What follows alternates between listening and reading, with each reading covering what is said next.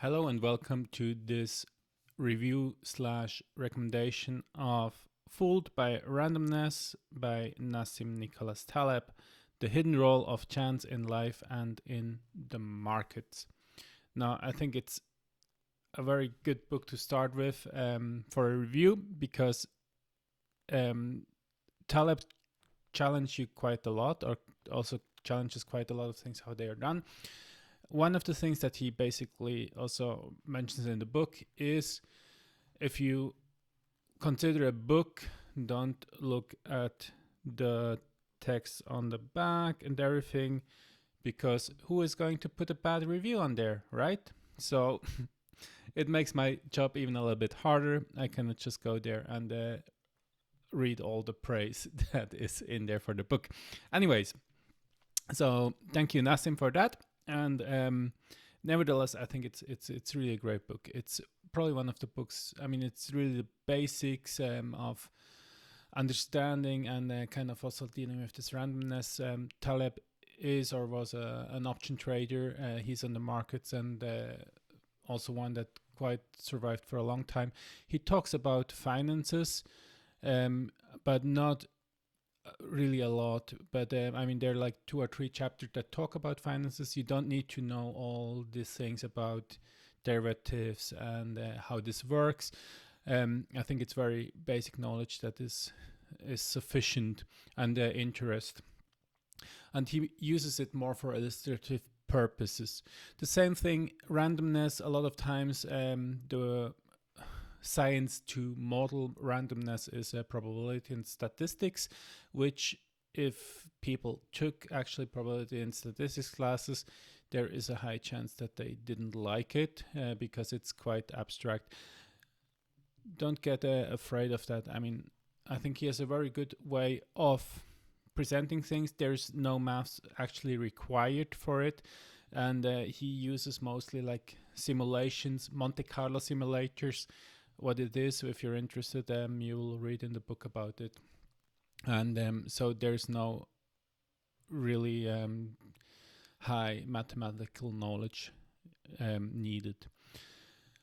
What is really nice is, I mean, he talks about the randomness and also like this, I think what's going through the whole book, there is more randomness in our lives and in our world than we think there is, and our minds kind of try to make logical sense out of what's ever happening. And I think this is the main thing. And it's not going to be like the book that you read and then you're done. And he kind of not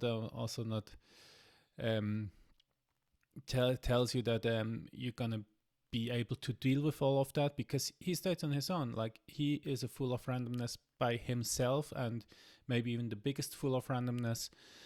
But what makes him different is he understands how it works, and he takes some action actually either to profit of it or to lower it, or at least to recognize the randomness and to thrive on that.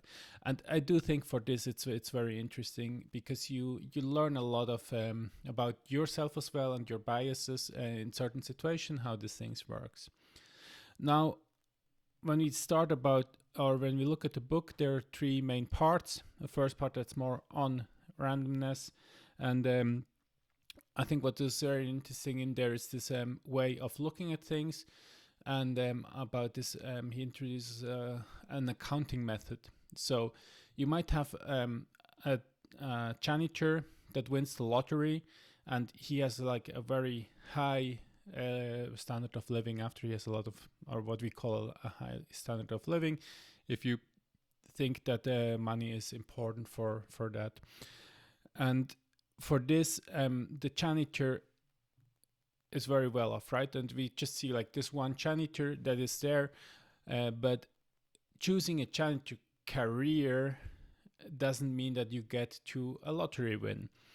And so if you look at all the janitors over the world or so, the average janitor will not have like this high standard of living, and there is one that can really skew off the whole population.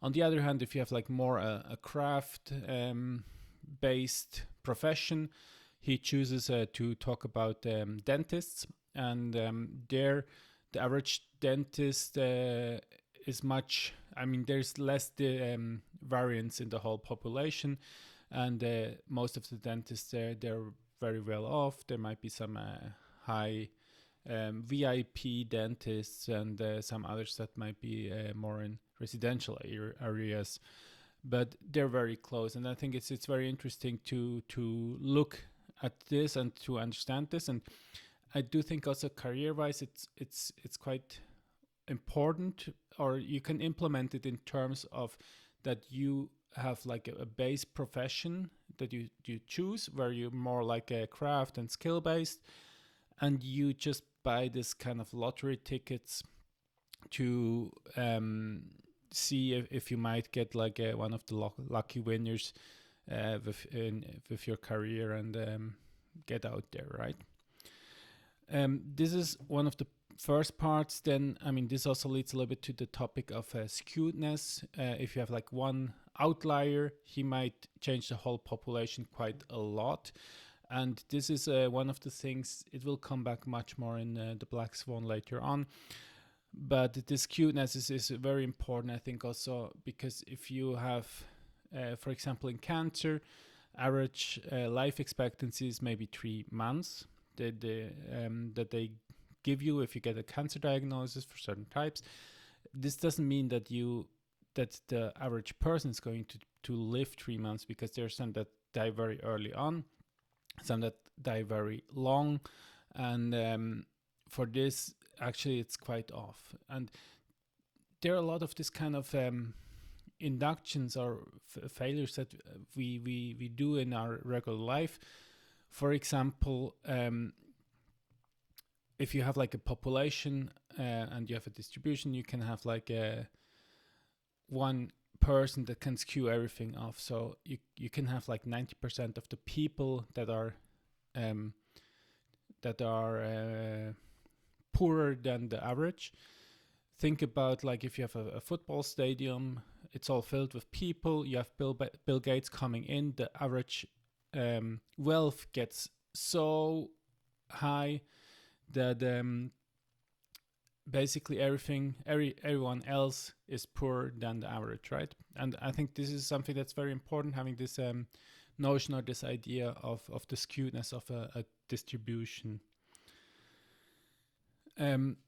Then I think one of the things also that's coming out a lot through this Fooled by Randomness, or one insight that I liked a lot, was this idea of you don't see the graveyard, meaning he calls it the monkey on a typewriter. So if you have enough monkeys that are just typing randomly on a typewriter, there is a chance that one will come up with the Iliad. But that doesn't mean that this monkey is killed, right? And I think this is one of the things there about this kind of skills. And it doesn't mean that when the monkey that wrote the Iliad, maybe he's super good and he will write another one, that there is a chance of this. But there is just, if you have big enough populations, there's just also this randomness and random chance that you might get there by luck. And I think this is also one of the things that I think it's one of the things that make Taleb quite unpopular, because famous people, they feel offended. But if you read the book, it's basically making a point for Taleb again, because there is this whole part on biases, and that we on our own kind of put more importance on this. It's also this part on when something goes right, it's we that did it. It's our skills and everything. If it goes wrong, it was just a random event that make us blow up or whatever.